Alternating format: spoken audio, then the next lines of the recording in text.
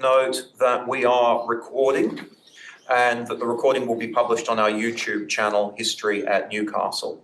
I would like to begin by acknowledging the traditional custodians of the land, wherever you may be located, and to pay my respects in particular to elders past, present and emerging, and in particular to the Pamalong clan of the Wabagal people of the land on which the Callaghan campus resides, which is where we in the room are located today.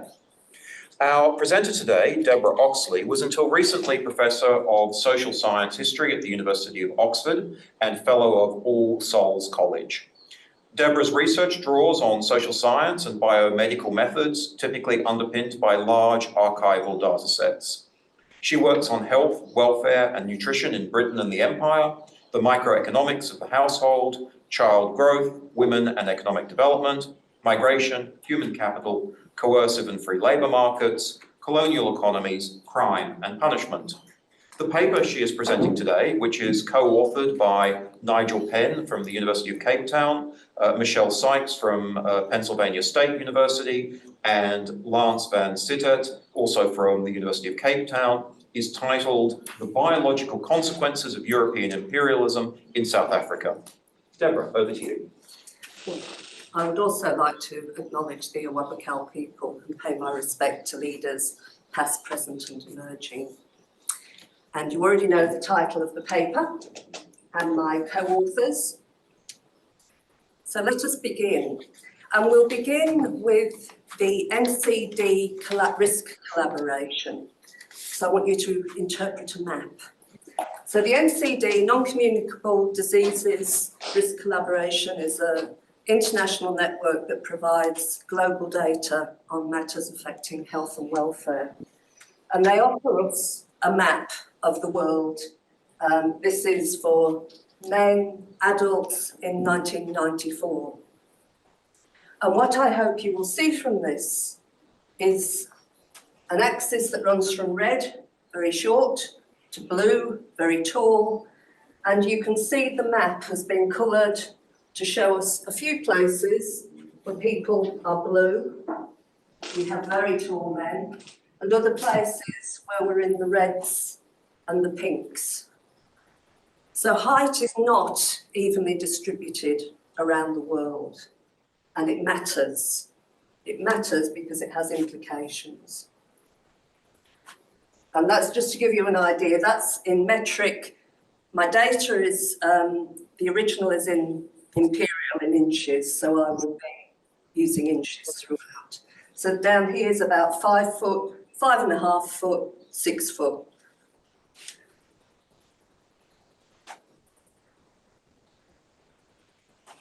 So a bold claim to start off the day. People are plastic.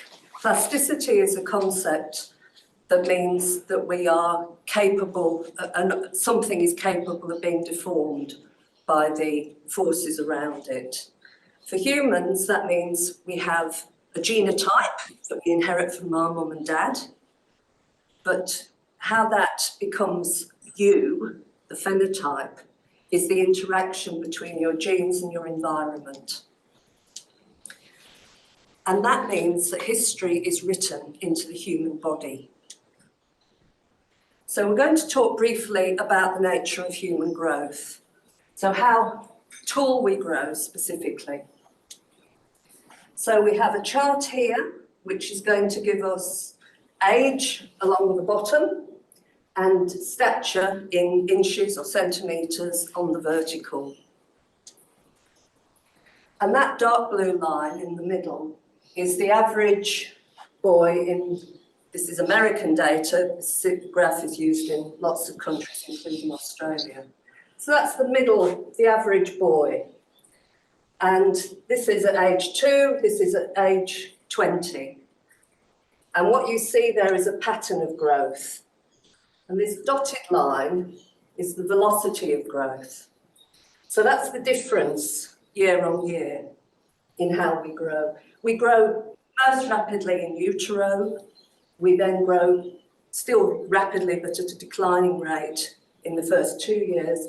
Then it falls off very dramatically until approaching the pubescent peak velocity.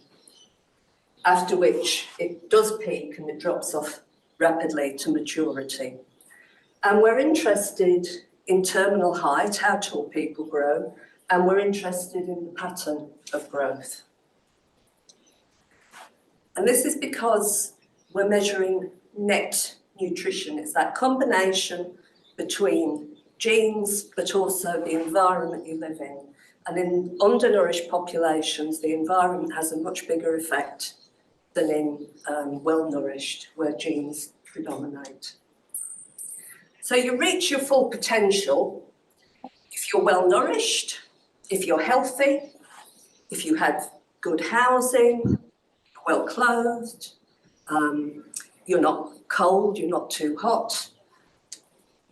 And that means you have a timely growth spurt that happens between sort of 14 and 16.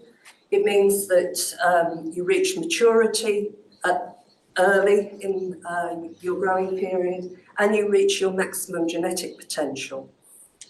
But things are not always that rosy. So some people have disrupted growth.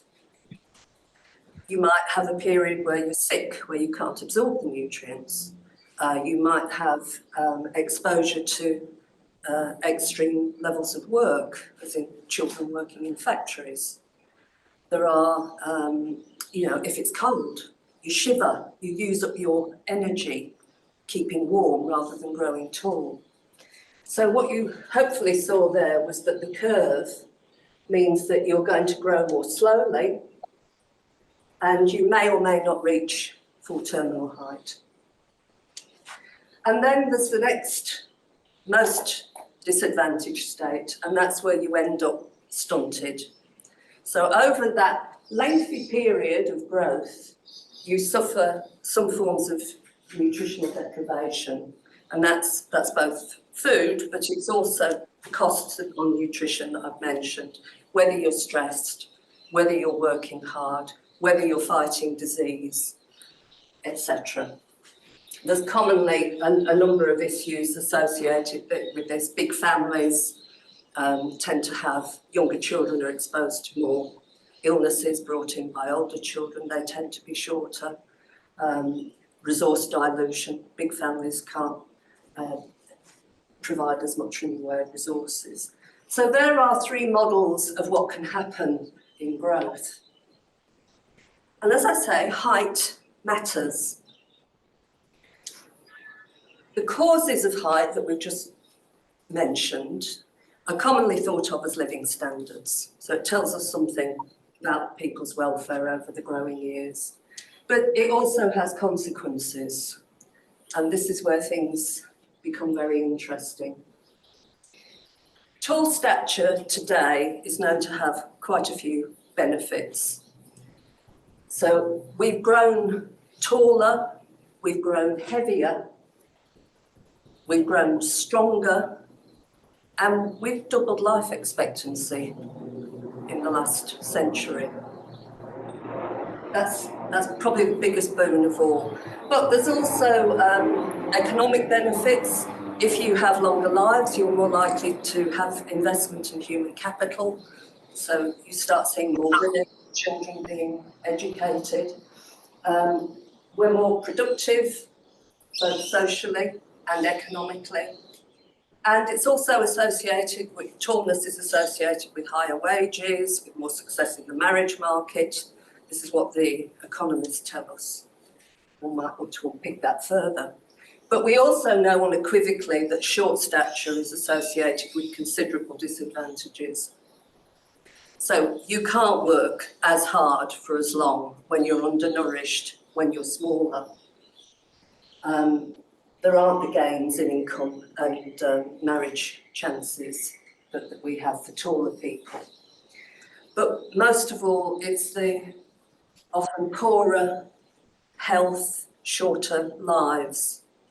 And there is this relationship between height and longevity. We mentioned that chart at the beginning, the map of the world. The South African people have sort of an average life expectancy of 63. They were in the pink zone. The Dutch have a life expectancy of 82. They are the tallest in the world at at the moment. But yeah, this maps on to big issues. And if there's time, I will mention the fetal origins hypothesis, because that's what ties maternal welfare into this equation. It's a mechanism by which deprivation in one generation becomes deprivation in the next. So, yes, I think we can use heights to tell us something about people for whom we have virtually no other records. So the people we're talking about today are the Cape Colony of South Africa. And it's what the economists call a natural experiment, because what you have are 4, arguably now 5 groups of people who have different exposures to imperialism. They also have, I'm not interested in race per se, I'm interested in the fact that race maps onto different economic forms. So I'm going to tell you a bit about these different groups and their economies. The San and the Khoi, I now have enough data that I can tease them apart, so that's why we're now going to talk about 5 groups where possible. Black Africans, what's called the free black population, and Europeans. And in the records, there's lots of terms that aren't used today. San, in fact, is a Khoi description, and it's insulting. So, I mean, San's not a good collective noun either, but there isn't a collective noun for the San people. So let us look at the map. So we're talking the Cape Province, and we're talking the first group of people, which are the San, and they come down from further north in Africa. And they go back a long way. They're occupying this area for possibly 20,000 years or more. They have an ancestry that could run to 100,000 years. And they're hunter-gatherers. So they use this space and they need a lot of land to develop to maintain their economies. You'll see in this map, there's a ridge that goes right round, and that's it. So this is the plateau, virtually no rainfall, very difficult conditions, but some people live in those difficult conditions. But part of the year is so bad, they do need coastal access. They need to come down the Great Plain, down this area, the Great Slopes, down onto the plains and around the coast. So that's an important part of their economy. And it will resonate with those of you who know the Australian economy of its Indigenous people. So this is long-term resilience. It's been described recently as healthy functioning of these people in response to external stresses. People in this region provide a superb example. So hunter-gathering is arguably the optimal economic form, as Bob Allen recently argued in the MacArthur Lectures at Cambridge. But we do develop from agriculture in ways that are not necessarily advantageous for ordinary people. So these are very good examples of hunter-gatherers, and they often are now grouped together as the Khoisan, and there seem to be 2 theories on where the Khoi bit comes from. So arguably the Khoi are another group who come into this part of Africa after the San are established. The second theory, and I suspect the more plausible one, is that keep up slides, is that the San themselves undergo another economic change about 2,000 years ago, when some of them start making a shift, and that's to pastoralism. They start herding. And that in turn creates morphological changes in how they grow, so that over a couple of centuries, they start looking quite different from each other. There's also another group, the strandloppers, who are thought to be part of the San group as well, who stay around the coast more. So the Khoi and the San are in long-term established groups. You then have movements from about 1000 AD of Black Africans who are coming. They have a more agricultural tradition and they're slowly expanding their population and needing more land. So they move down and they keep moving down basically until they hit the Fish River, which provides a barrier. And so we have many different tribal groups established along the country. Now everything's going to change when Diaz turns up. So he's a Portuguese explorer and he goes off in search of what's then is hoped to be found down the coast, and that's the Cape of Good Hope.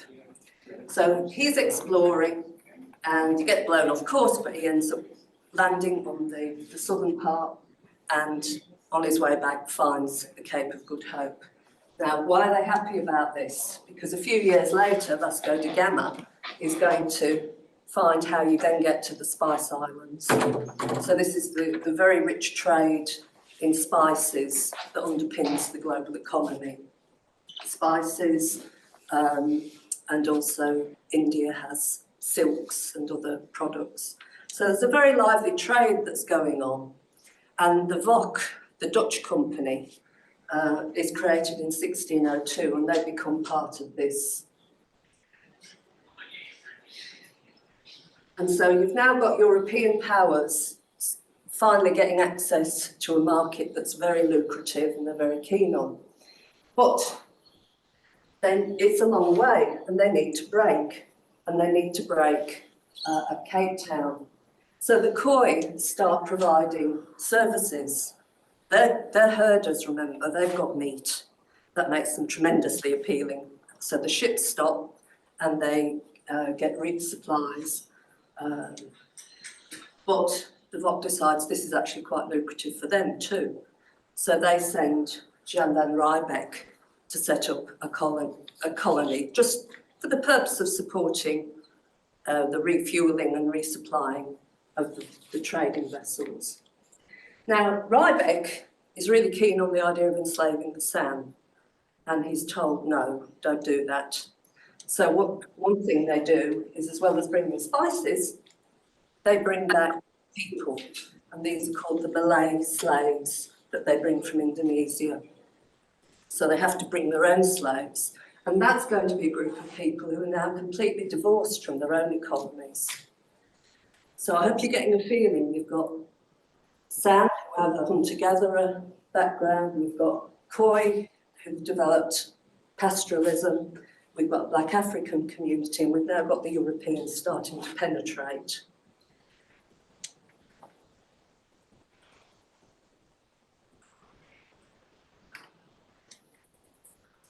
So we've got these different movements. It's limited to begin with, but then the colony starts to expand a little. It's not just providing support for the traders. The people who are there are wanting to move out, and that leads to more pressure internally. They start stealing the cattle from the Khoi.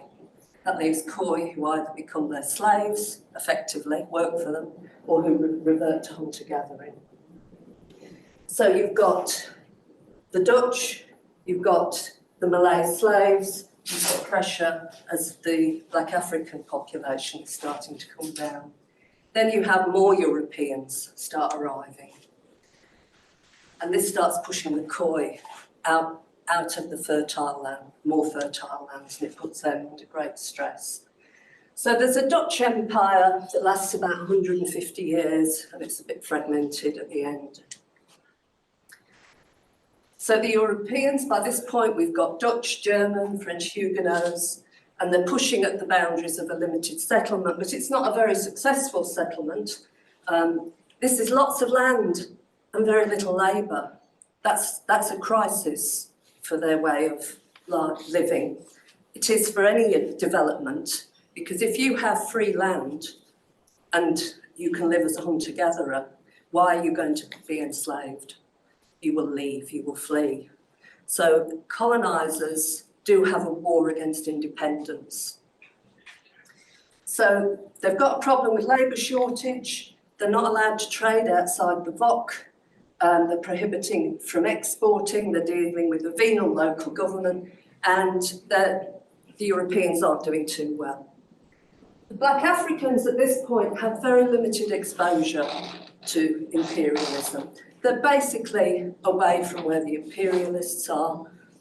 There are some wars being fought over cattle, but they are minor compared with the wars and battles closer to Cape Town.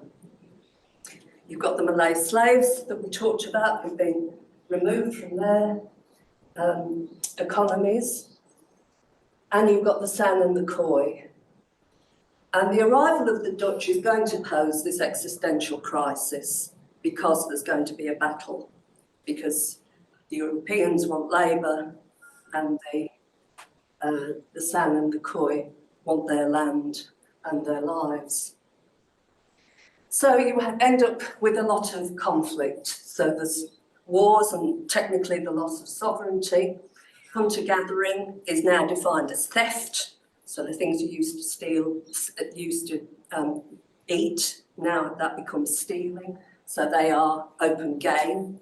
You have commando raids with a view to either capturing San and Khoi to make them slaves or to kill them, because they want to make that life unappealing to everyone else. And you have the theft of children. This is very clearly a policy of ethnocide or genocide, and there are discussions about that, particularly the book by Adhikari, and Nigel Penn has also followed up with that. So the San are a deeply persecuted group. The Khoi are largely part of that as well.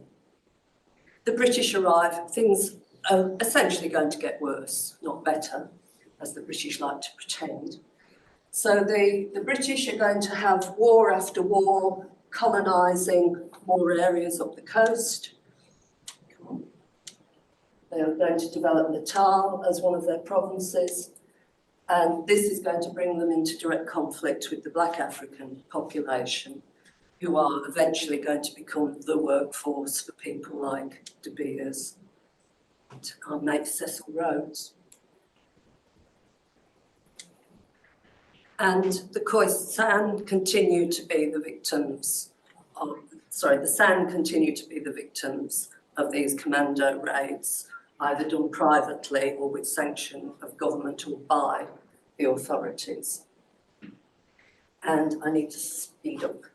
So they're in a perpetual state of being stressed on having problems supporting their way of life.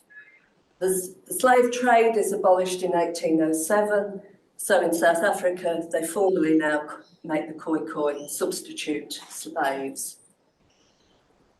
Ordinance 28 is a point at which Britain is trying to move away to some extent.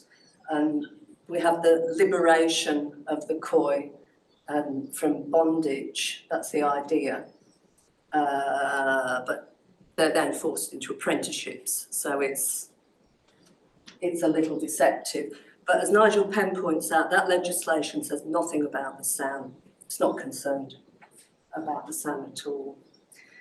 Then there's the abolition of slavery in 1934 and the end of compulsory ex-slave apprenticeships follows that. So there are some changes, but the big one is the growth of the British economy in Cape Colony, because they're going to swallow up resources at a much, much faster rate than has been happening. The free black population of Malay slaves is now growing because of other groups. So if a slave ship is found by the British Navy, they will, and that's no longer a legal trade, they will decant the prize Negroes, as they call them, and liberated slaves into the colony. You've also got more indentured labour being brought in, so that category is growing.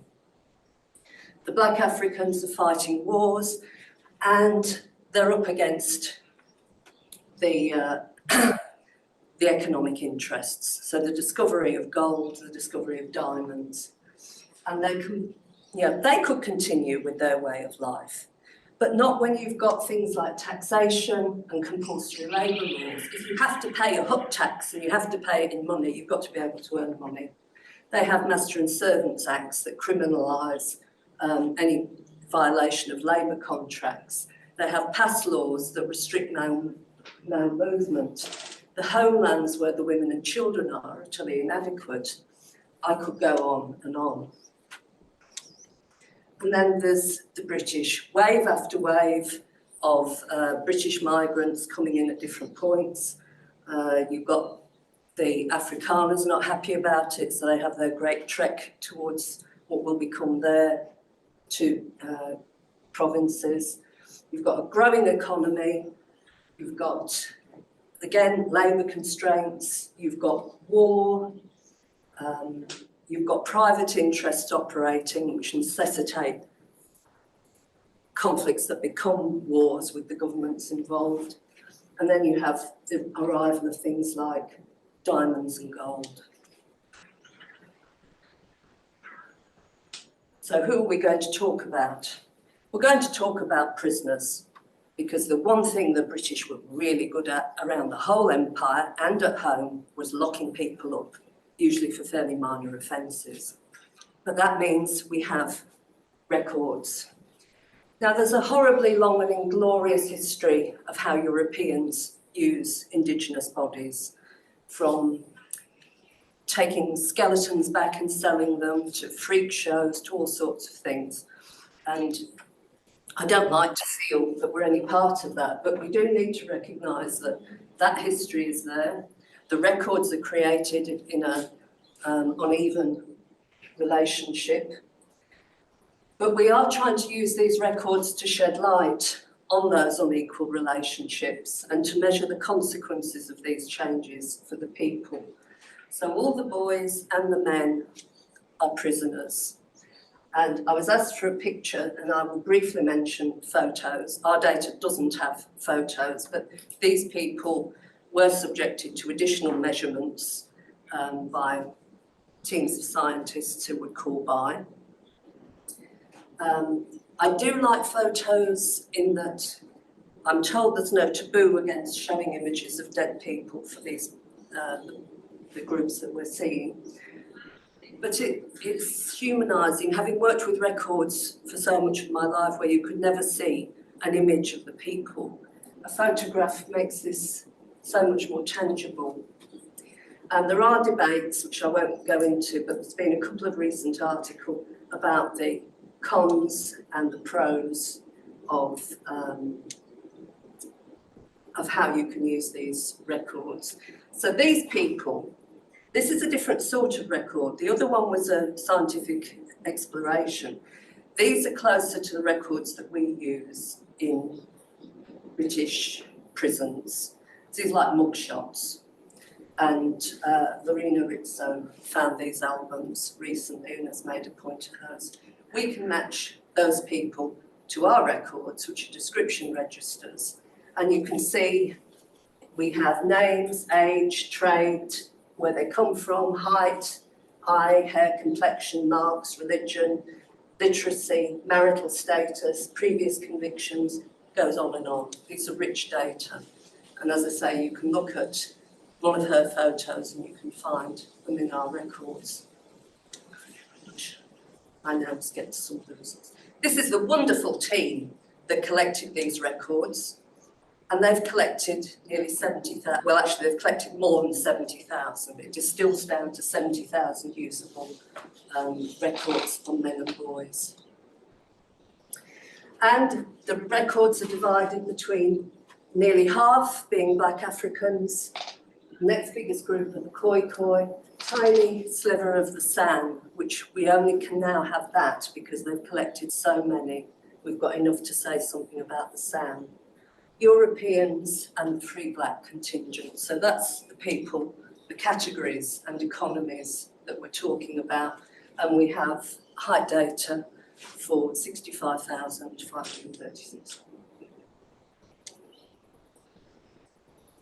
These are the top convict stations, and you can see that the top 5 account for getting on for 90% of all the prisoners in our database.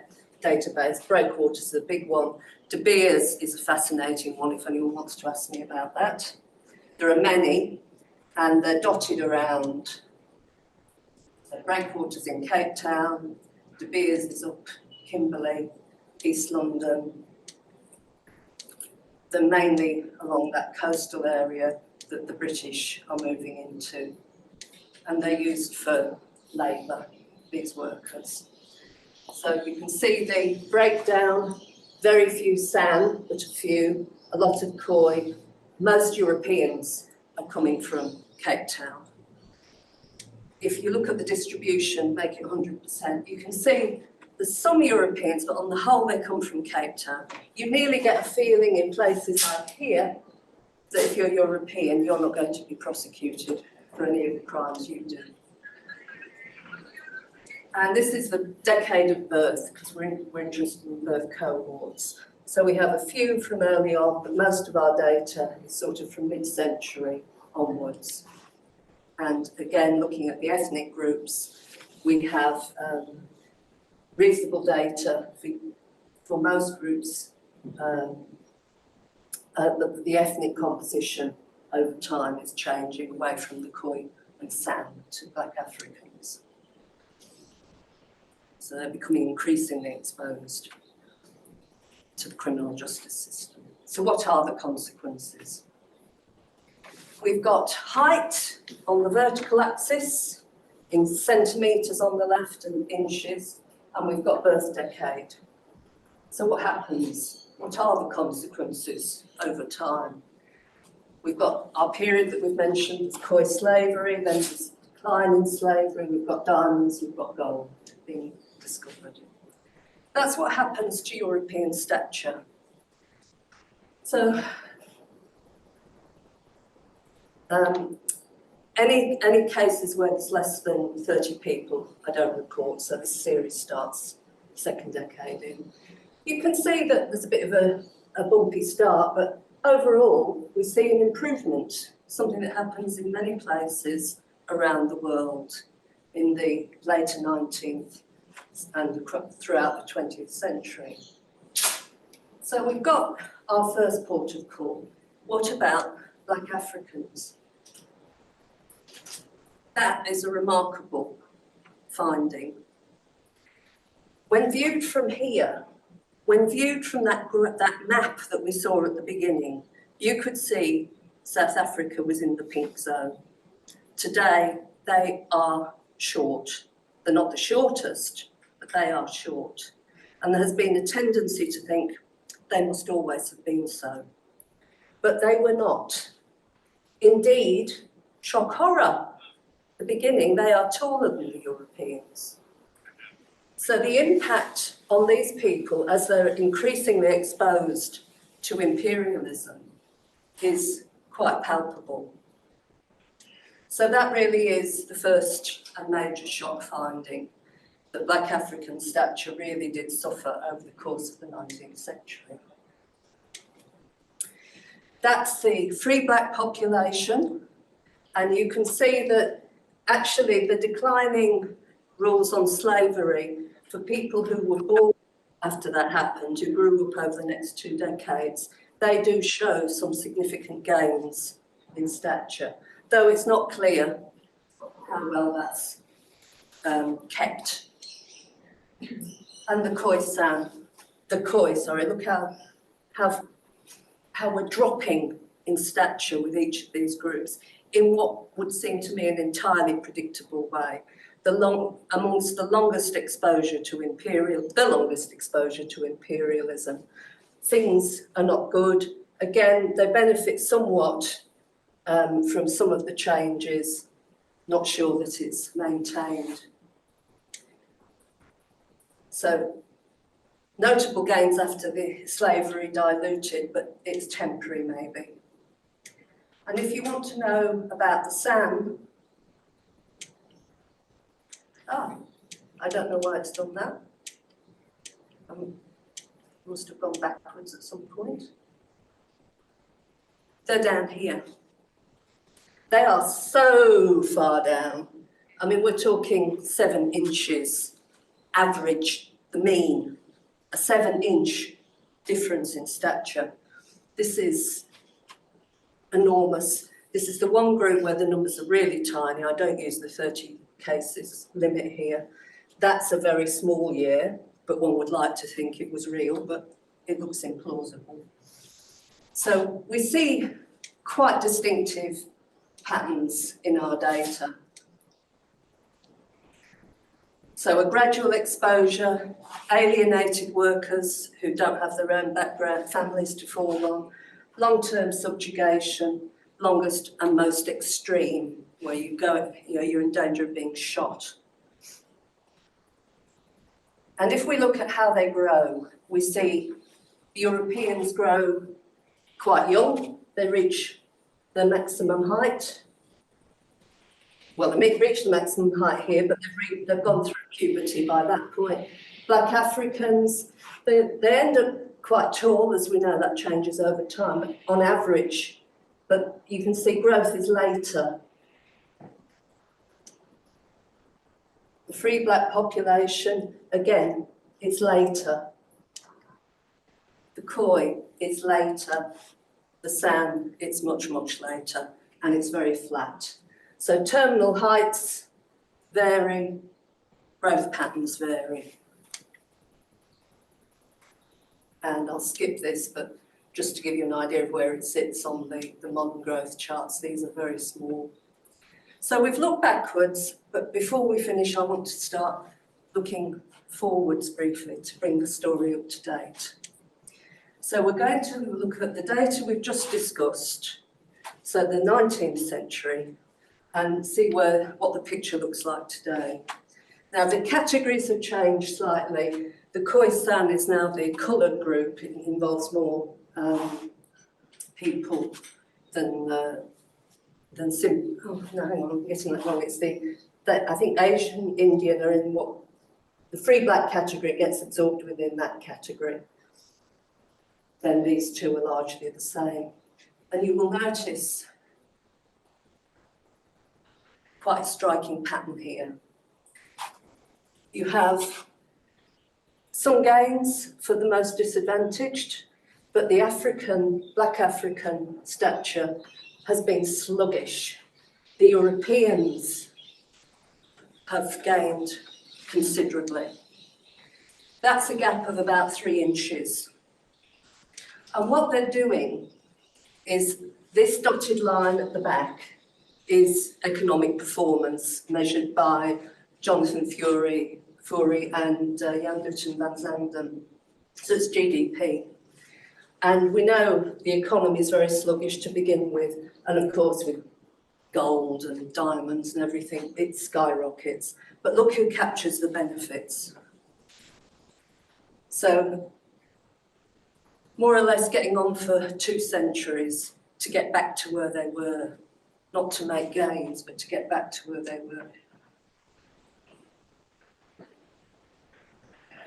Now, because of time, I won't go into the conclusions that I might have given you, but that I will leave you with Racina, because I just want you to have a think about something I said at the beginning, and that's about, we're talking about boys and men, but behind every single boy and man, a woman has given birth, and her welfare influences the growth of her children and indeed her grandchildren. Racina is a San woman who's captured in as a baby in 53, during the war in the Transvaal. When these photos are taken, she's 19 years old. She's 4 foot 3.5 inches. Now, if that was today, the modern 19-year-old is here. Racina is equivalent of a prepubescent girl. So she's less than the height of a 9-year-old. if your adult population looks like that, can you imagine what it does to her to have a baby? And can you imagine the constraints on the fetal development of that child? Now, she's a really extreme example, even for Sam. But that's what happens that connects what you do in one generation to the welfare of the next generation and their children's generation. So it's a plug for why understanding human development, physical development, can help us understand something about the past that we can't know from records, because on the whole no records were kept, and they were certainly not kept long term. So there you go, that's it.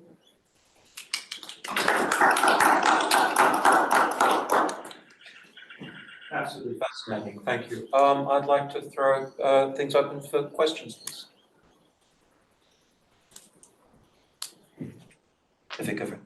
That was so interesting, thank you, absolutely fascinating. I have a question that there might not be a specific answer to, but I'm going to ask it anyway. The graphs were amazing to see over the years. I'm just wondering if there's been yet sort of maybe closer research into periods of war and whether that's affected stature and overall health? Well, for South Africa, there isn't. These data were not thought to exist. Two of my colleagues are responsible for having found them. So it's been a bit of a holy grail among anthropometric historians to try and find some data. They use cadavers from the very late 19th, early 20th century, and they use military records from the Boer First and Second World Wars. Mm-hmm. But this is an unrecorded population.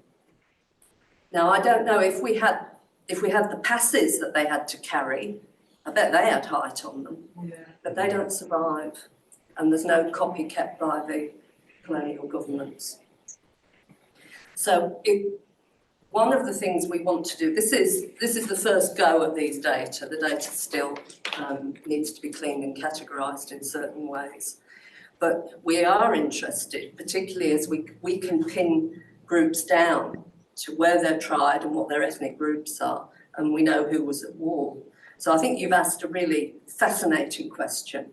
What does it do to the boys who are involved, who are still growing, and what are the ongoing consequences for next generations?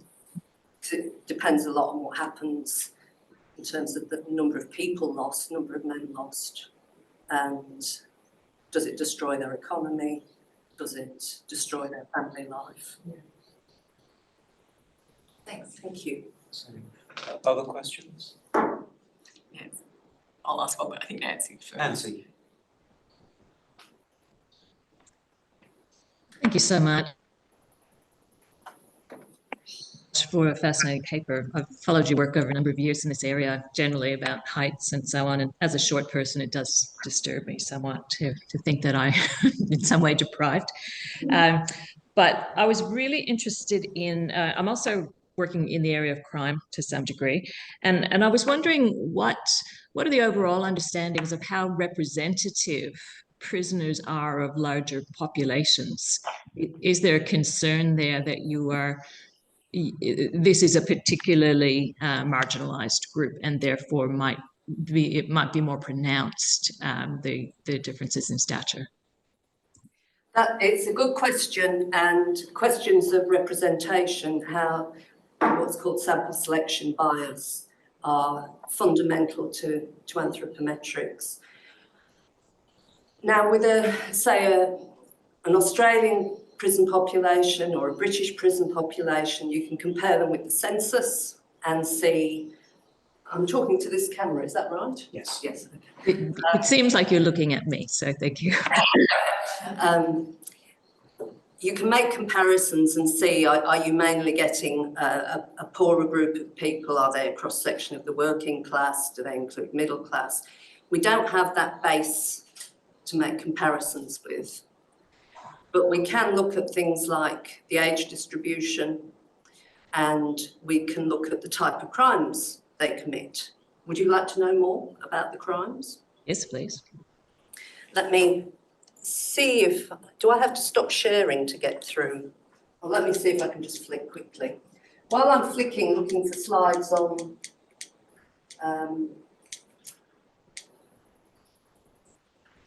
I love this woman. I think that tells us a lot about the impact. Sorry, I've got loads of slides here, but somewhere there are, oh God. This is all to do with health, but crime will come up eventually.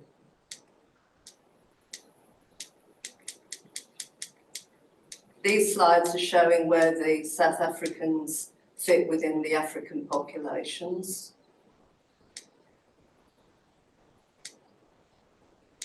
I really do put too many things down the back.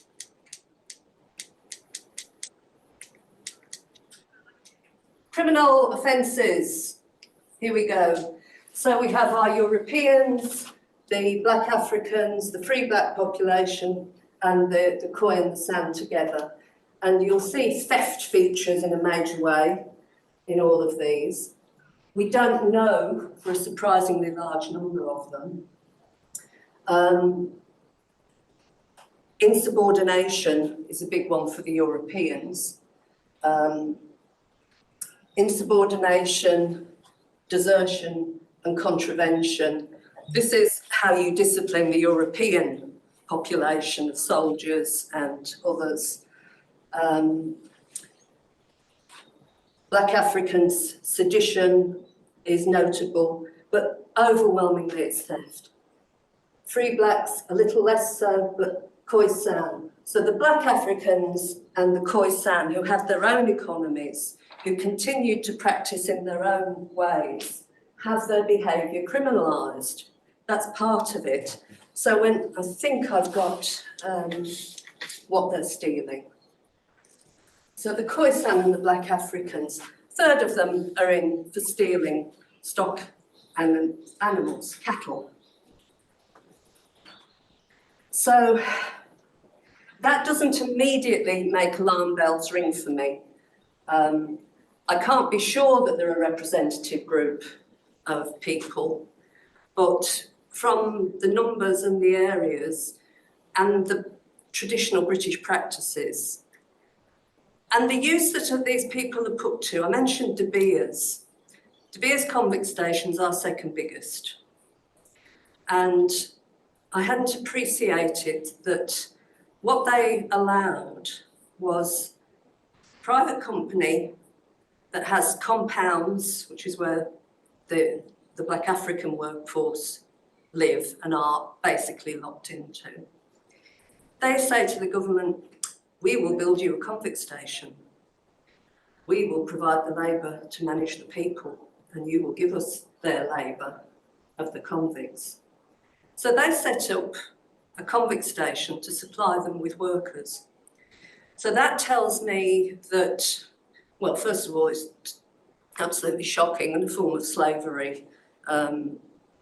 But it tells me that if they can do that work the same way as the contractual indentured labour works, they can't be that different. They can't be an old, decrepit group of people, for example. Okay. And don't feel bad about being short. You can be short at your full genetic potential. The people who are at risk is much more likely to be the man who's 6 foot, but who should have grown to 6'2". Thank you. It's complicated. Other questions? I'll try and ask one. I apologise if I don't formulate it very well, but looking at the graphs you showed about sort of, the changes in average height for different groups, I wondered if you had a sense, or you're able to pin down, what is the time scale over which this plasticity is enacted, if I'm asking it the right way? Like, how prolonged does the deprivation have to be for then you to see effects over one or two generations? Can it be I'm thinking about the writing on the hunger winter in the Netherlands. Yeah. But at the same time, the Dutch remain very tall. So does it have to be? Well, Do that. But does it have to be a sort of, can the event be short, but if it's pervasive enough, you will see effects in the next generation? Yes. Okay. So it's a really good question, and the Dutch hunger winter has provided enormous insight into processes. It's not necessarily the stature, though, that you'd focus on. It's part of the story, but because you've got a limited period in which effectively an extreme famine is imposed, you have, and you know the people, you have pregnant women, and you know the trimester in which they are exposed to this really severe shortage of food. And because it happened long enough ago, those women and their babies have been followed through. And I think I saw the slide pop up. I'll go back when I'm talking.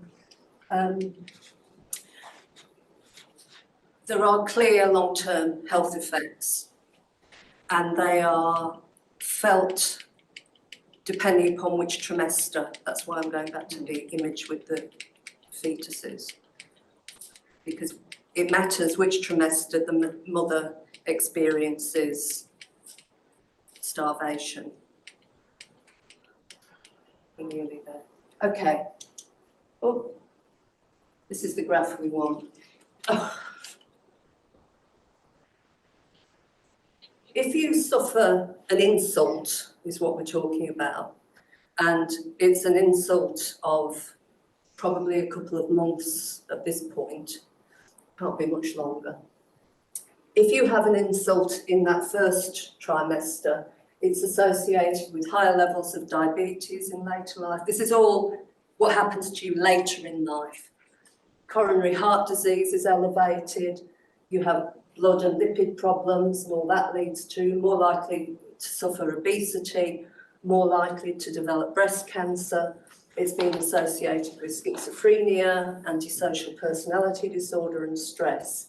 Happen in the second trimester when the bronchial tree is growing, you start getting lung problems, so obstructive lung disease in particular, but also other organs that are developing in that moment. And when the insult was experienced in the third trimester, again, we're seeing things like high blood pressure, glucose intolerance, and some work's being done on cognition. Now, they find these effects by looking at the Dutch hunger. And they've now, there's quite a few papers on this. This is what's called the fetal origins hypothesis. It's Barker's hypothesis. He said, you tell me about children's birth weight, I will tell you about what diseases they will die from.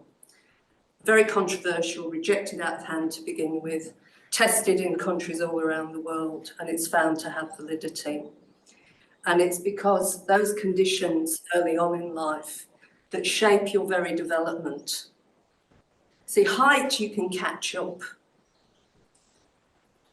but you can catch up if you have a short period of insult and then you have a good period. If you're in your growing years, you can make up height. You can't make up these insults. There's a window in which your bronchial tree grows. If it doesn't grow well then, there's a window when your heart is growing rapidly, you get insulted then, it can have long-term ramifications. Now, we're used to thinking about it in our societies, but what if the nature of these colonial societies, where you might be wondering whether you're going to get shot that day, whether you're going to be captured, you're involved in a labour contract, even though you're still only a kid, and you're working 12 hours a day or whatever the limit was. The pressures of imperialism, some of them are distinctive and some of them are common with other periods, like when children were working in factories. These have repercussions, and it has a link from generation to generation through someone like Rosina because of the maternal constraint. If you're a small woman, you, on the whole, in the past, when there wasn't the same level of medical intervention, social support, you couldn't give birth to a very large baby. So the body limits, it tries to constrain the size of the fetus, and that comes at costs. So there are these intergenerational consequences that clearly, with a country like South Africa, people are still living with. And you get that 20-year difference in life expectancy. There are other factors involved, but this biological story is part of it. It's not an insubstantial part of it. So again, thank you for a very good question. I might ask a question if I may. So I mainly work on Central Europe, where you have an ethnically segregated socioeconomic structure, and I haven't seen this kind of data for Eastern Europe, which is, you know, absolutely fascinating study that you've done here. But there is, you know, at least anecdotal evidence about diets, which implies that where you fell in the socioeconomic structure, and also in your ethnicity, because they were so closely linked, the diet you got was very different. Yep. There's also stereotypes which you can sort of look at, and that to some extent shift over time due to various factors that talk about physical appearance, including things like height and things like that. I was wondering whether there are similar stereotype, you know, sort of ethnic stereotypes, and whether you see any kind of shift in height over time, and whether that might give you a way of demonstrating that it goes beyond just the prison population, Yes. if you like. Yeah. Well, anthropometrics, going back a little bit to the development of the field, it goes in two directions. And there is a very insidious one, which is eugenics and scientific racism.